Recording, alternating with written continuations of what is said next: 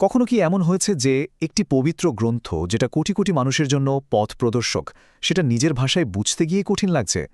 আজকে আমরা ঠিক এমনই এক মানুষের গল্প শুনব, যিনি প্রায় ২০টা বছর দিয়েছেন শুধু একটা কাজের জন্য, কোরআনের একটা সহজ প্রাঞ্জল বাংলা অনুবাদ তৈরি করতে। তো চলুন শুরু করা যাক। এটা কিন্তু শুধু একটা অনুবাদের গল্প না, এটা হলো ভাষার বাধা পেরিয়ে জ্ঞানের আলো সবার কাছে পৌঁছে দেওয়ার এক দারুণ প্রচেষ্টা। এই গল্পটার শুরুতেই কিন্তু একটা অদ্ভুত ব্যাপার সামনে আসে। দেখুন, কুরআন নিজেই কি বলছে? বলছি যে আমি তো কুরআনকে সহজ করে দিয়েছি উপদেশ গ্রহণের জন্য। ইন্টারেস্টিং ব্যাপার হলো, সূরা আল কামারে এই কথাটা একবার না, দুবার না, চারবার বলা হয়েছে। বুঝতেই পারছেন এর গুরুত্ব কতটা। তাহলে প্রশ্নটা তো এখানেই চলে আসে, তাই না? যদি মূল গ্রন্থটাই সহজ হয়, তাহলে এর বাংলা অনুবাদগুলো পড়তে গেলে এত কঠিন লাগে কেন? ঠিক এই প্রশ্নের উত্তর খুঁজতেই কিন্তু এক দীর্ঘ যাত্রার শুরু হয়েছিল। আসলে এই সমস্যার শেকড়টা কিন্তু বেশ গভীরে। এর পেছনে আছে এক ঐতিহাসিক আর ধর্মীয় সংবেদনশীলতা। মানে একটা পবিত্র গ্রন্থ অনুবাদ করার কাজটাকেই খুব ঝুঁকির চোখে দেখা হতো, আর তাই অনেক লম্বা একটা সময় ধরে এই কাজটাকে একরকম নিরুৎসাহিতই করা হয়েছে। ব্যাপারটা একটু ভাবলেই বোঝা যায়। দেখুন, একদিকে আছে সৃষ্টিকর্তার নিখুঁত বাণী, যেখানে কোনো ভুলের সুযোগই নেই, আর ঠিক তার বিপরীতে আছে মানুষের করা অনুবাদ, যেখানে মানুষ হিসাবে তো ভুল হতেই পারে, তাই না? এই যে একটা মৌলিক পার্থক্য, এটাই ছিল অনুবাদের পথে সবচেয়ে বড় একটা দেয়াল। আচ্ছা, এই তো গেল সাধারণ প্রেক্ষাপট। এবার চলুন একটু নির্দিষ্ট করে ভারতীয় উপমহাদেশের দিকে তাকাই। বিশেষ করে বাংলা ভাষায় কোরআন পৌঁছানোর পেছনের চ্যালেঞ্জগুলো দেখি। এই যে টাইমলাইনটা আমরা দেখছি, এটা কিন্তু খুব ইন্টারেস্টিং একটা চিত্র তুলে ধরে। দেখুন, ১০ম শতাব্দীতেই ফার্সি অনুবাদ হয়ে গেছে, ১৭৭৬ সালে উর্দু অনুবাদও চলে এসেছে, কিন্তু বাংলায় একটা পূর্ণাঙ্গ অনুবাদ আসতে আসতে প্রায় ১৮৮৫ সাল লেগে গেল। মানে কতটা দেরি ভাবা যায়। তো এত দেরি কেন হলো? এর একটা বড় কারণ ছিল তখনকার জ্ঞানচর্চার ভাষা। মানে তখন এই অঞ্চলের মুসলিম স্কলারদের মধ্যে পড়াশোনা লেখালেখির মূল ভাষাটাই ছিল ফার্সি আর উর্দু, বাংলা নয়। তো স্বাভাবিকভাবেই অনুবাদের কাজগুলো ওই ভাষাগুলোতেই আগে হয়েছে।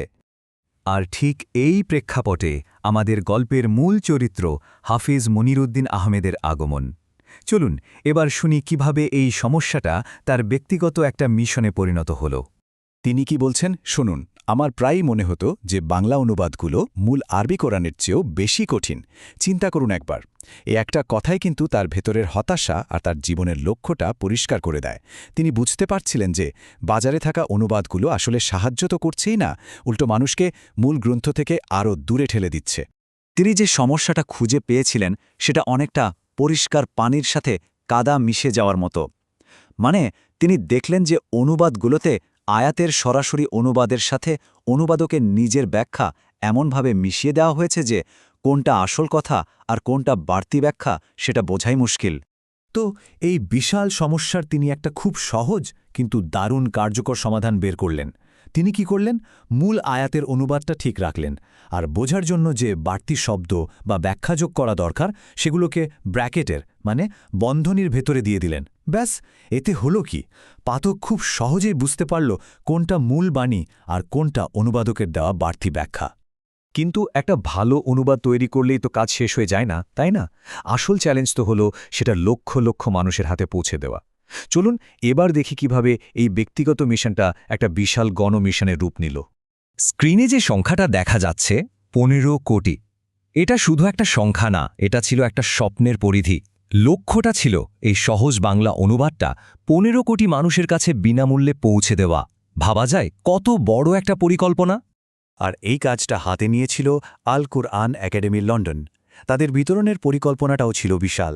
শুধু বাংলাদেশ না, ভারতের পশ্চিমবঙ্গ, আসাম, ত্রিপুরা, মিজোরাম, মেঘালয়, এমনকি মিয়ানমারের আরাকান পর্যন্ত। লক্ষ্যটা ছিল খুব পরিষ্কার, যেখানেই বাংলাভাষী শিক্ষিত মানুষ আছেন, তাদের ধর্ম বা বর্ণ যাই হোক না কেন, সবার হাতে এই জ্ঞানের আলোটা পৌঁছে দিতে হবে। কিন্তু ভাববেন না, গল্পটা এখানেই শেষ। অনুবাদের এই সরলতার গল্পের পাশাপাশি মূল গ্রন্থটার ভেতরেই লুকিয়ে আছে এক অবাক করা ব্যাপার, এমন এক স্তর যা হয়তো আমাদের ভাবনারও বাইরে। গবেষণায় দেখা গেছে কোরআনের শুধু শব্দের অর্থই নয়, এর পুরো কাঠামোর ভেতরেই এক অবিশ্বাস্য গাণিতিক শৃঙ্খলা বা সিমেট্রি আছে। মানে এটা যেন শুধু একটা পড়ার বই না, এর ভাজে ভাজে লুকিয়ে আছে গাণিতিক নকশা। কয়েকটা উদাহরণ দিলেই ব্যাপারটা পরিষ্কার হবে।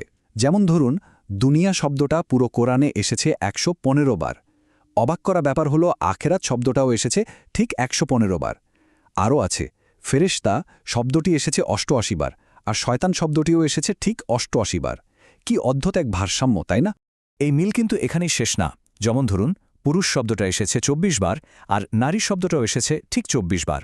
আর সম্ভবত সবচেয়ে অবাক করা বিষয় হল আদম আলাইহিসসালাম এবং ঈসা আলাইহিসসালামের নাম দুজনের নামে কুরআনে ঠিক ২৫ বার করে উল্লেখ করা হয়েছে, যা হয়তো তাদের মধ্যকার এক গভীর আধ্যাত্মিক সম্পর্কের দিকেই ইঙ্গিত করে।